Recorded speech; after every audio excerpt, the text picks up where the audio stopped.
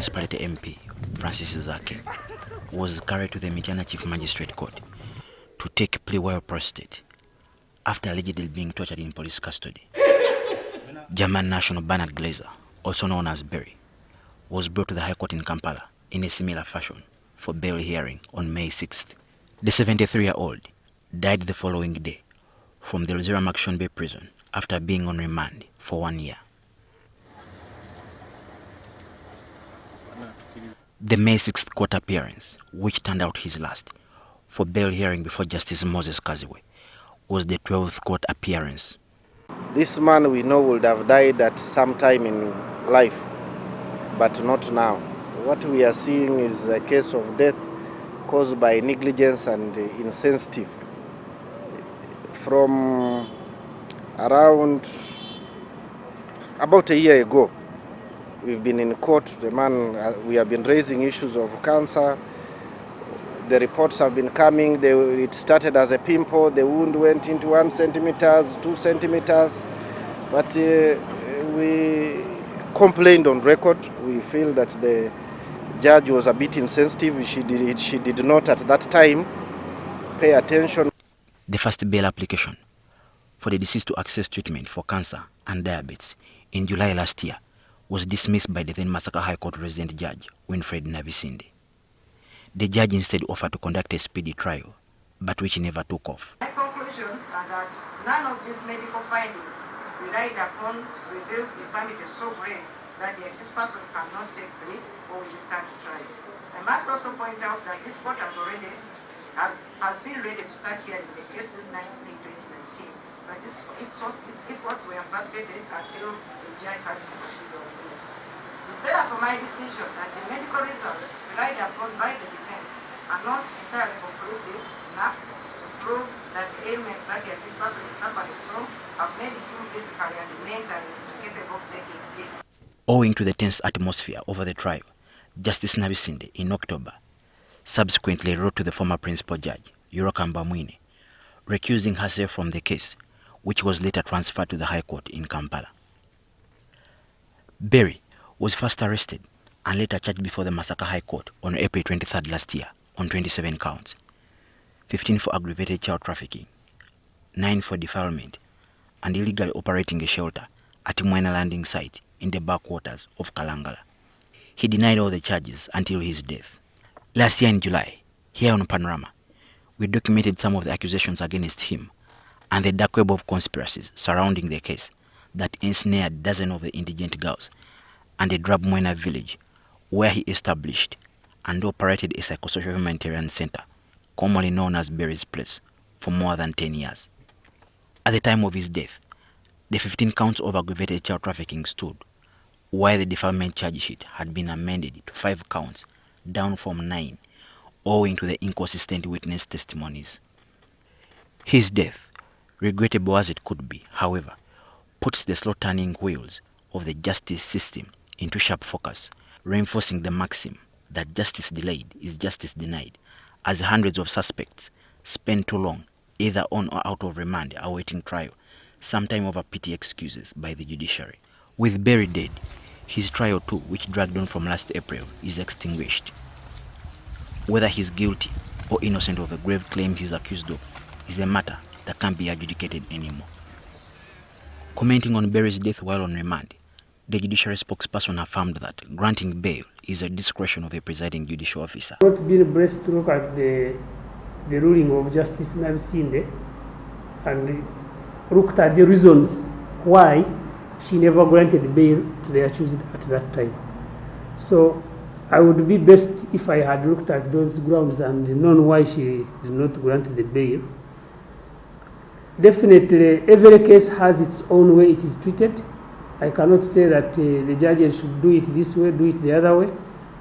Every judge treats the case as it is before that judge. During a bail hearing last October in Masaka, Justice Nabisinde overruled the deceased lawyer's pleas to access specialized medical treatment.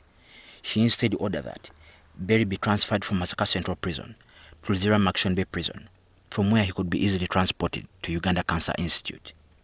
In December, when the next court hearing had been scheduled, the Uganda Cancer Institute Executive Director, Dr. Jackson Oriem, wrote to the Director of Public Prosecutions, warning that while Barry's condition had relatively stabilized, he suffered from a clinically progressive disease that urgently required advanced treatment that is not available in Uganda. It is not clear whether the DPP responded, but nonetheless, he remained in prison early this year until the COVID lockdown set in. Last month, Luzira prison authorities also wrote to the principal judge and the DPP, warning that Barry's condition could no longer be managed in prison, and yet several attempts by his lawyers to secure him bail had been frustrated. In the court of public opinion, Barry had been convicted as a pedophile who used advantage of his position as a caretaker to prey on girls under his care. The prosecution also claimed that he operated the shelter illegally, so he was trafficking girls. However, police and Kalangala district authorities are on record saying that they often placed the girls under his care and routinely monitored them. The girls were usually rescued by police from the clutches of early marriages and other forms of sexual exploitation, a dark underbelly of the Kalangala Islands.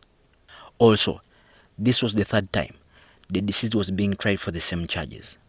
The first time was in 2009, when a local child rights NGO, which has since collapsed, brought the claims to the fore.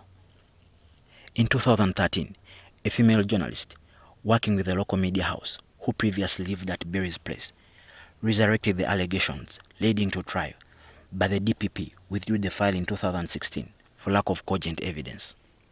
In 2018, Iwan Asia Namsoke, who operated a charity doing related work, whom Barry had personally invited to work together with the prospects of tentatively taking over from him, kicked up the storm.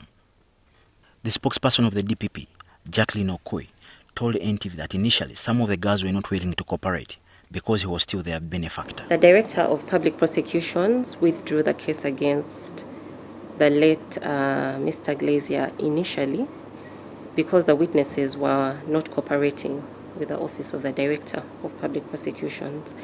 This was based on the fact that the late Mr. Glazier was meeting their needs, and so they were intimidated to testify against him. Eventually, they turned around, they came forth and expressed their willingness to participate in the matter. Some of the girls accusing Barry today vehemently defended him in the last case, which collapsed in 2016, according to case files.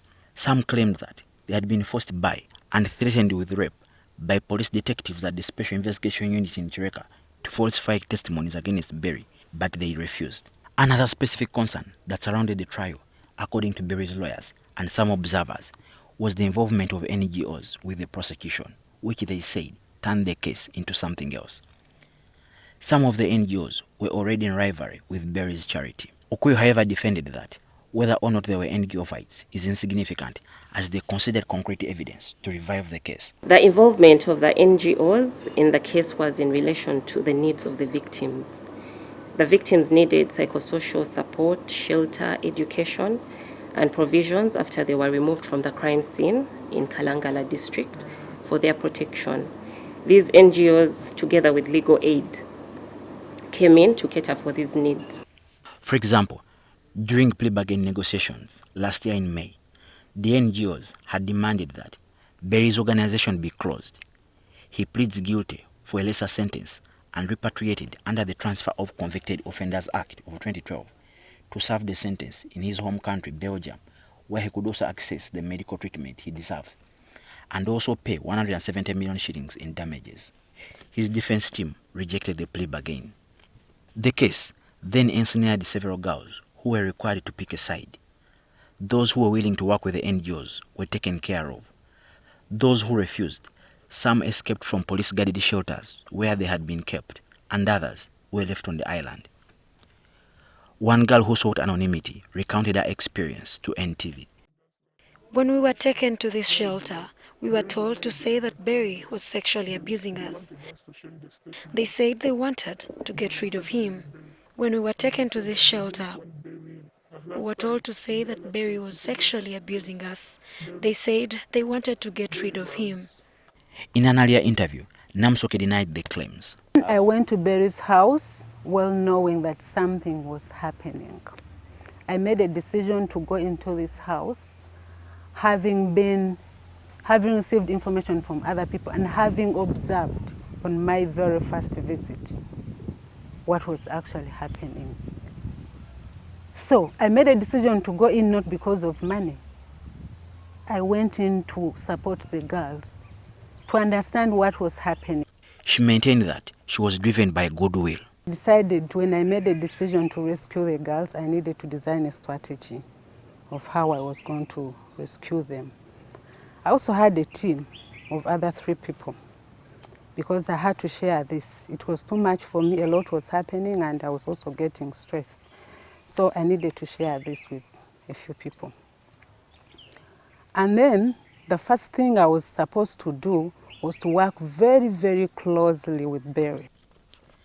Namsoke has since teamed up with another outfit called No White Saviors Movement to establish another charity called Lily of the Valley, Uganda, to provide safer shelter for young women survivors of Barry's alleged predatory behaviors at the same location of Barry's former charity in Kalangala. Namsoke is also a witness in another related case of Douglas Kalangala at Uganda Road Court, whose case details more than meets the eye.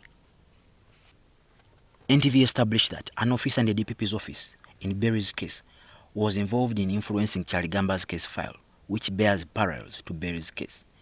This, the DPP's office declined to comment on. Kyaligamba was initially charged with aggravated defilement and trafficking, but the charge sheet was amended after his accusers flip-flopped in their witness accounts. The 2 accusers, now adults, Immaculate Ayo and Joan Nakafero, were previously under Barry's care. Kyaligamba says an American woman, Roxanne Turner, who previously worked with Barry, whom she met in a taxi to Masaka, requested him to temporarily take care of the girls on grounds that they needed refuge from Barry's predatory tendencies. Yatuuka ewange ne baby. Nagenda okulaba baby gwe baŋŋamba nti omwana wa muzungu nga baby muddugavu. Kati awo kwewunya kwange bwe kwali ne mukubirawo ekifaananyi nga yakatuuka ewange ne nkiweereza Roxanne ne mubuuza nti ono ye mwana w'omuzungu bulijjo gw'oŋŋamba. Roxanne teyanziramu. Kyenva mbuuza omuwala ono Joan, bali muta Joan Nakafero, ne mubuuza njagala ombuulire ekituufu ani azaala omwana ono. Joan n'aŋŋamba nti yali atambula ekiro mu ttale n'asanga omusajja n'amukwata. Yasanga omusajja n'amukwata ne yeesanga ng'alina olubuto. N'olwekyo n'antegeeza nti tamanyi taata wa mwana. Ne mbuuza ate baŋŋamba omuzungu Barry yakukwata. N'aŋŋamba Barry tankwatangako naye. Immaculate Ayo initially claimed that upon reaching Kyaligamba's place, he started molesting her and later impregnated her. He then pushed her around to sleep with other men so that any of them could be the father of the child. Ekiro bwe naddayo waka era nasookera kubuuza Ayo ne mubuuza ensonga z'okuba nti baamukutte. Ayo n'ankakasa nnyina nga nti bamukwatangako era Barry tannamukwatako. Naye waliwo omwami omuzungu bamuyita Ande ne Roxanne be bamugambye agambe nti Barry yamukutte nti era adduka eyajja ewange. Kati nze Roxanne nga kyansaba ngende ku poliisi nzigulewo omusango ngambe nti Barry yakutte Ayo. When Kyalagamba pressed for a DNA test, the prosecution dropped Ayo and Nakafero's defilement charges and maintained trafficking charges. Meanwhile, Kyalagamba's case has also dragged on for months since last year, with each time the prosecution asking for more time to gather evidence. During the last September 15th hearing, Namsoke testified that she had personally sent Kyalagamba money via mobile money to transport the 2 girls. Court requested her for the record of the mobile money transaction, for which she asked a court order, which was granted, to compel MTN to provide the record. However, since then, she has not appeared in court again. Kyalagamba says his perils began when he refused to cooperate in Barry's case. He said he tried to warn Barry against the machinations against him, but he did not believe him. Nakola ne ŋŋenda e Kalangala ewa Barry ne mubuulira Barry etwayogedde ne Asia ne mulaga ne message Asia ze yampeereza. Barry n'agamba nti n'aŋŋamba Asia muntu mulungi nnyo, atuwa omuceere, atuwa obuwunga n'engoye, tasobola kubanga yayogedde ebintu ebyo. Ne mulaga message n'aŋŋamba nti waliwo omuntu omulala ayinza okuba nga yakozesezza essimu ya Asia okuweereza messages ne mugamba nedda. When he was also eventually arrested, Chaligamba said he was surprised by police's conduct. Omusirikale side bamuyita Basemerwa Irene wa ku Old Kampala Police, Kira Road Police Station. Ne muyita ne mugamba nti naye ebintu bino byonna waliwo abiri emabega. Ne mugamba omukyalo oyo gw'oli naye, omukyalo yali evil, ali wicked, ati yali emabega w'ebintu bino. Ne mugamba olwo n'omulaba muyita Roxanne. Ne njija essimu yange mulage message ezibadde between me ne Asia. Omusirikale ono kye yakola n'akwata essimu yange n'asiimulamu ebyalimu. Mugamba njagala bannyambe nfune bond olw'obulwadde bwe nnina n'embeera gye ndi. Mugamba yampaka kwakkuliza n'aŋŋamba nti bw'oba oyagala okufuna bond, mpozi mu statement yo tolina kuteekamu Asia, tolina kuteekamu Roxanne. Contacted earlier for a comment, Namsoke did not respond to our request. The wheels of justice turn slowly but grind exceedingly fine, they say, a euphemism for the sometimes too slow justice system. But against this backdrop, sometimes the public is left polarized and taking sides selectively, choosing the victims and the perpetrators.